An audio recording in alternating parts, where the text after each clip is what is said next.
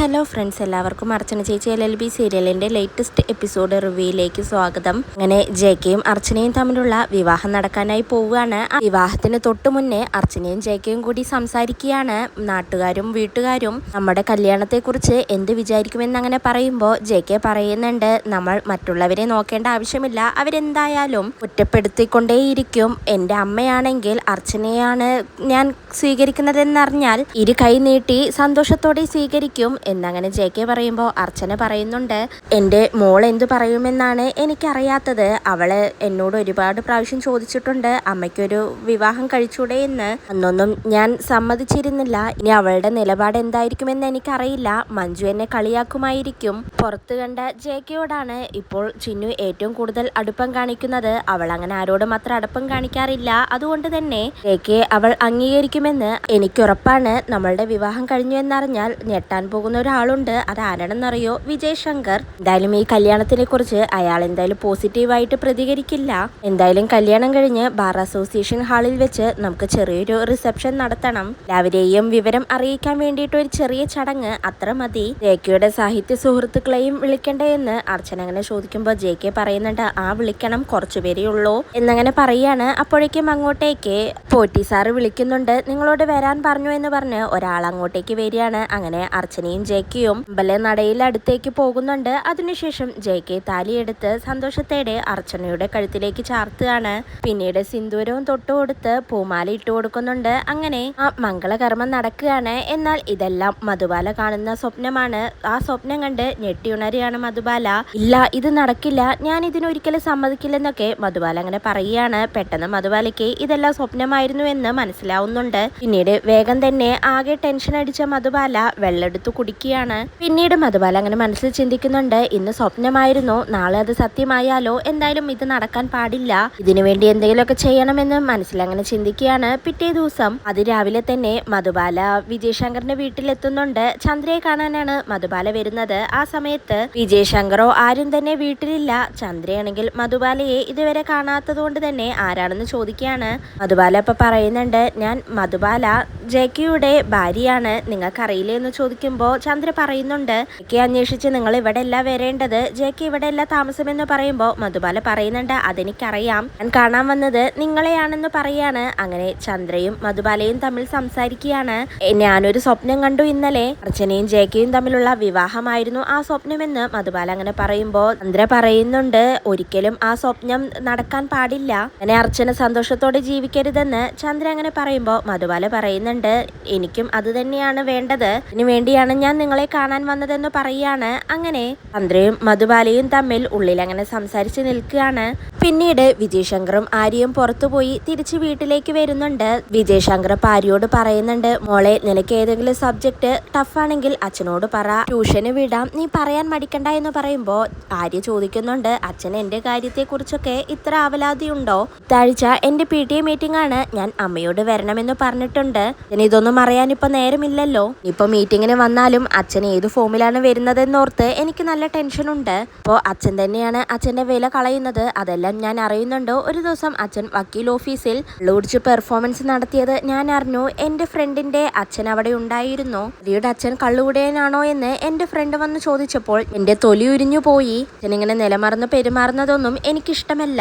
എന്തെങ്കിലും ആവശ്യമില്ലാത്തത് പറയുമ്പോൾ ഒറ്റ വാക്കിൽ വഴക്കു പറഞ്ഞ് അയടപ്പിക്കുന്ന അച്ഛനെയാണ് എനിക്കിഷ്ടം. അഡ്വക്കേറ്റ് വിജയ് ശങ്കർ വക്കാലത്ത് ഏറ്റെടുത്താൽ ആ കേസ് ജയിക്കുമെന്ന് ആളുകൾ പറയുന്നത് കേൾക്കാനാണ് എനിക്കിഷ്ടം. എങ്കിലും അച്ഛൻ അതൊക്കെ ഒന്ന് ശ്രദ്ധിക്കേന്ന് ആര്യ അങ്ങനെ പറയുമ്പോൾ വിജയ് ശങ്കർ ആണെങ്കിൽ മകൾ ഇത്രയൊക്കെ പറഞ്ഞ് ആകെ നാണം കെട്ടും. അതോടൊപ്പം തന്നെ ദേഷ്യത്തോടെയും അങ്ങനെ ഡ്രൈവ് ചെയ്യാണ്. അങ്ങനെ ചന്ദ്രയും മധുബാലയും തമ്മിൽ സംസാരിച്ച് നിൽക്കുമ്പോഴാണ് അങ്ങോട്ടേക്ക് വിജയ് ശങ്കറും ആര്യയും കൂടി വരുന്നത്. ചന്ദ്ര വേഗം തന്നെ മധുബാലയോട് പറയുന്നുണ്ട്, വിജയേട്ടൻ വന്നെന്ന് തോന്നുന്നു, മധുബാലയെ ഇപ്പൊ കാണണ്ട, ഇവിടെ തന്നെ നിൽക്ക്, ഞാൻ പോയി നോക്കി വരാമെന്ന് പറഞ്ഞ് ചന്ദ്ര പുറത്തേക്ക് വരികയാണ്. കാറിൽ നിന്ന് ഇറങ്ങിയതും ആര്യ നേരെ വീട്ടിൽ വളർത്തുന്ന ലവ് ബേർഡ്സിന്റെ അടുത്തേക്ക് പോവുകയാണ്. അങ്ങോട്ടേക്ക് വിജയ് ശങ്കറും വരുന്നുണ്ട്. ഇവരങ്ങനെ അകത്തേക്ക് പോയതിനു ശേഷം ചന്ദ്ര വീണ്ടും മധുബാലയുടെ അടുത്തേക്ക് വന്ന് മധുബാലയെ മാറ്റി നിർത്തിക്കൊണ്ട് പറയുന്നുണ്ട്, തൽക്കാലം അവര് മധുബാലയെ കാണണ്ട, ചിലപ്പോ വിജയേട്ടനും മോളും രണ്ടുപേരും എനിക്ക് പാരയാവും. ഇടയായിട്ട് ആര്യയ്ക്ക് അർച്ചനയോട് എന്തോ ചായവുണ്ട്,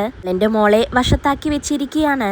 ആലോചിച്ചപ്പോഴാണ് എനിക്കൊരു കാര്യം തോന്നിയത്, നമ്മുടെ ഈ പ്ലാനുകളൊക്കെ നടപ്പിലാക്കാൻ ഒരാൾ കൂടി നമ്മുടെ കൂടെ കൂടെ വേണം. നമ്മളെ പോലെ ചിന്തിക്കുന്ന ഒരാള്, അതിന് പറ്റിയ ഒരാൾ എൻ്റെ അടുത്തുണ്ടെന്ന് ചന്ദ്ര അങ്ങനെ മധുബാലയോട് പറയാണ്. അതിനുശേഷം രാവിലെ കുളിയൊഴിഞ്ഞു വരുന്ന അർച്ചനയ്ക്ക് ചായ കൊണ്ട് കൊടുക്കുകയാണ് ചിന്നു. അർച്ചന ഇപ്പൊ ചോദിക്കുന്നുണ്ട്, മോളെ നീ മഞ്ജുവിനെ കണ്ടായിരുന്നോ? അവൾക്ക് എന്തൊക്കെയോ സാധനങ്ങൾ വാങ്ങാനുണ്ടെന്ന് പറഞ്ഞു. ലിസ്റ്റ് തന്നാൽ ഞാൻ വരുമ്പോ വാങ്ങിച്ചിട്ട് വരാമെന്നും പറഞ്ഞു. അവളെ കണ്ടോ എന്ന് ചോദിക്കുമ്പോ ചിന്നു പറയുന്നുണ്ട്, എൻ്റെ പുറത്തു പോയി അമ്മേ എന്ന് ചിന്നു പറയുമ്പോ അർച്ചന ചോദിക്കുന്നുണ്ട്, എന്നിട്ട് എന്താ മഞ്ജു എന്നോട് പറഞ്ഞില്ലല്ലോ എന്ന് ചോദിക്കുകയാണ്. ചിന്നു അപ്പൊ പറയുന്നുണ്ട്, സ്ഥലത്തേക്ക് എന്നാ പറഞ്ഞു പോയത്, പക്ഷെ അങ്ങോട്ട് തന്നെയാണോ പോയതെന്ന് എനിക്ക് സംശയമുണ്ടെന്ന് പറയുമ്പോ അങ്ങോട്ടേക്ക് ഇത് കേട്ട് രുക്കു വരികയാണ്. രുക്കു അപ്പൊ ചോദിക്കുന്നുണ്ട്, അതെന്താ ചിന്നു നിനക്കൊരു സംശയം പോലെയെന്ന്. ചിന്നു അപ്പൊ പറയുന്നുണ്ട്, അമ്പലത്തിലേക്കാണെന്ന് പറഞ്ഞപ്പോൾ ഞാനുമുണ്ടെന്ന് പറഞ്ഞു, പക്ഷെ മഞ്ജു ആന്റി എന്നെ കൊണ്ടുപോയില്ല എന്ന് പറയാണ്. രുക്കു അപ്പൊ പറയുന്നുണ്ട്, നിന്നെ കൊണ്ടുപോയില്ലെന്ന് കരുതി മഞ്ജു ചേച്ചി പോയത് അമ്പലത്തിലേക്കല്ലെന്നാണോ നീ പറഞ്ഞു വരുന്നത്? ഇതിനാണ് ചിന്നു വെറുതെ മറ്റുള്ളവരിൽ തെറ്റിദ്ധാരണയുണ്ടാക്കുന്നത് എന്ന് രുക്കു ചോദിക്കുമ്പോ അർച്ചന ചോദിക്കുന്നുണ്ട്, അതിനിവിടെ ആർക്കാണ് തെറ്റിദ്ധാരണ ഉണ്ടായതെന്ന്. അപ്പൊ പറയുന്നുണ്ട്, മഞ്ജു ചേച്ചിയെ കുറിച്ച് സംശയമുണ്ടാക്കുന്ന തരത്തിലല്ലേ ചിന്നു ഇപ്പോൾ പറഞ്ഞത് എന്നങ്ങനെ പറയുമ്പോ ചിന്നു പറയുന്നുണ്ട്, അങ്ങനെ തോന്നിയത് രുക്കു ആന്റിക്ക് മാത്രമാണ്. മനസ്സിൽ പോലും ചിന്തിക്കാത്ത ഓരോ കാര്യങ്ങൾ രുക്കു ആന്റി ഇങ്ങനെ പറയരുത്. എന്താ അമ്മേ ആന്റി ഇങ്ങനെയൊക്കെ പറയുന്നത്? ഞാനല്ലല്ലോ, ഈ ആന്റി അല്ലേ എന്നോട് ഓരോന്ന് പറഞ്ഞു വരുന്നത് എന്നങ്ങനെ ചിന്നു പറയുമ്പോ അർച്ചന പറയുന്നുണ്ട്, നിങ്ങളൊന്നും മിണ്ടാതിരിക്കെ, തരം സംസാരങ്ങളാണ് നേറിപ്പൊകഞ്ഞ് ഓരോരോ പ്രശ്നങ്ങളായി തീരുന്നത്. അർച്ചന പറയുമ്പോ രുക്കു ദേഷ്യത്തോട് ചോദിക്കുന്നുണ്ട്, എന്റെ സംസാരമാണോ ചേച്ചി ഉദ്ദേശിച്ചത് എന്ന് ചോദിക്കുമ്പോ അർച്ചന പറയുന്നുണ്ട്, നിന്റെ മാത്രമല്ല ചിന്നുവിന്റെ സംസാരത്തെ കൂടിയാണ് ഞാൻ ഉദ്ദേശിച്ചത്. ഇവിടെ പോയെന്ന് ഞാൻ അന്വേഷിച്ചതാണല്ലോ നിന്റെ കുഴപ്പം. മഞ്ജു അമ്പലത്തിലേക്ക് തന്നെ പോയതാണെന്നാണ് എനിക്ക് വിശ്വാസം. പ്രശ്നം തീർന്നല്ലേ, ഇനി അതിനെ ചൊല്ലി ഒരു തർക്കം വേണ്ട എന്ന് അർച്ചന അങ്ങനെ പറയാണ്. രുക്കുവിനാണെങ്കിൽ അർച്ചന ആ പറഞ്ഞതൊന്നും അത്ര ഇഷ്ടപ്പെടുന്നില്ല. അപ്പോഴേക്കും അച്ചു അങ്ങോട്ടേക്ക് വന്ന് രുക്കുവിനെ വിളിക്കുകയാണ്. രുക്കു അപ്പൊ തന്നെ റൂമിലേക്ക് പോകുന്നുണ്ട്. അതിനുശേഷം ചന്ദ്രയും മധുബാലയും ആ മൂന്നാമത്തെ ആളെ വെയിറ്റ് ചെയ്തുകൊണ്ട് നിൽക്കുകയാണ്. ആ ആൾ ആരാണെന്ന് ചന്ദ്ര അങ്ങനെ മധുബാലയോട് പറയുന്നുണ്ട്, മഞ്ജു ആണത്. അപ്പോഴേക്കും അങ്ങോട്ടേക്ക് മഞ്ജു വരുന്നുണ്ട്. പിന്നീട് മഞ്ജുവും മധുബാലയും പരസ്പരം പരിചയപ്പെടുകയാണ്.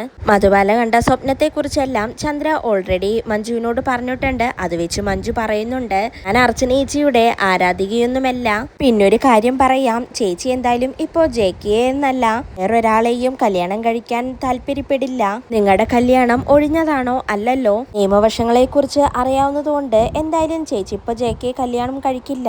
നിയമം എന്തായാലും ചേച്ചി ലംഘിക്കില്ലെന്ന് മഞ്ജു അങ്ങനെ പറയുമ്പോ മധുബാല പറയുന്നുണ്ട്, പ്രേമം തലയ്ക്ക് പിടിച്ചാൽ ഇതൊന്നും ഒരു പ്രശ്നവുമല്ല എന്നങ്ങനെ മധുബാല പറയാണ്. ചന്ദ്രപ്പ മഞ്ജുവിനോട് ചോദിക്കുന്നുണ്ട്, ജെകെയും അർച്ചനയും തമ്മിൽ സ്നേഹത്തിലാണെന്ന് മഞ്ജുവിന് തോന്നിയിട്ടുണ്ടോ എന്ന് ചോദിക്കുമ്പോ സാഹചര്യങ്ങൾ വെച്ച് വേണമെങ്കിൽ അവർ തമ്മിൽ ഇഷ്ടത്തിലാണെന്ന് സംശയിക്കാം എന്നങ്ങനെ മഞ്ജു പറയുമ്പോ മധുബാല പറയുന്നുണ്ട്, അവരൊരിക്കലും ഒന്നിക്കില്ല, അതിന് ഞാൻ സമ്മതിക്കില്ല. ഞാൻ ആരാണെന്ന് മഞ്ജുവിന് അറിയോ? റെഡ്ജിയുടെ മോളാണ് ഞാൻ. ജെകെ എനിക്ക് പകരം വക്കീലിനെ കിട്ടുന്നത് എനിക്ക് ഉൾക്കൊള്ളാനാവില്ല എന്നങ്ങനെ മധുബാല പറയുമ്പോ ചന്ദ്ര പറയുന്നുണ്ട്, ജെകെ ഒരു സെലിബ്രിറ്റിയാണ്, അങ്ങനെ ഒരാളെ അർച്ചന വിവാഹം കഴിക്കുന്നത് എനിക്കും സഹിക്കില്ലെന്ന് പറയുമ്പോ മഞ്ജു പറയുന്നുണ്ട്, ജെകെ ആയാലും കെ ആയാലും അർച്ചനേച്ചി മധുവിധു ആഘോഷിക്കുന്നതും കല്യാണം കഴിക്കുന്നതൊന്നും എനിക്കും ഇഷ്ടമല്ലെന്ന് പറയാണ്.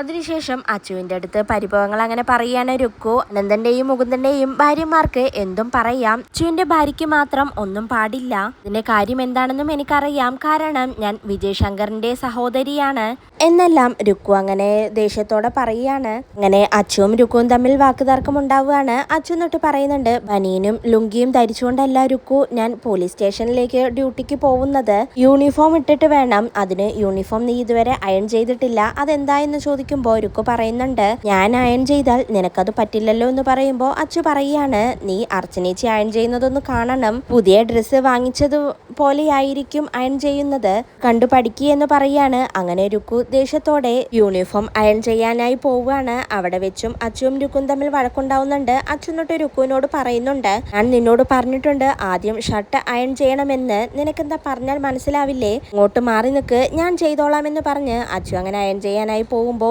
രുക്കു പറയുന്നുണ്ട്, വേണ്ട അച്ചു ഞാൻ തന്നെ അയൺ ചെയ്തോളാം എന്ന് പറയാണ്. അച്ചു അപ്പൊ പറയുന്നുണ്ട്, എന്റെ കയ്യിൽ അയൺ ബോക്സ് ആണ് ഇരിക്കുന്നത്, മര്യാദയ്ക്ക് നീ മാറി നിന്നോ എന്ന് പറയാണ്. പിന്നീട് ജെകെയുടെ അമ്മ സുമിത്ര ടീച്ചർ അങ്ങനെ വീട് തൂത്തുവാരിയാണ്.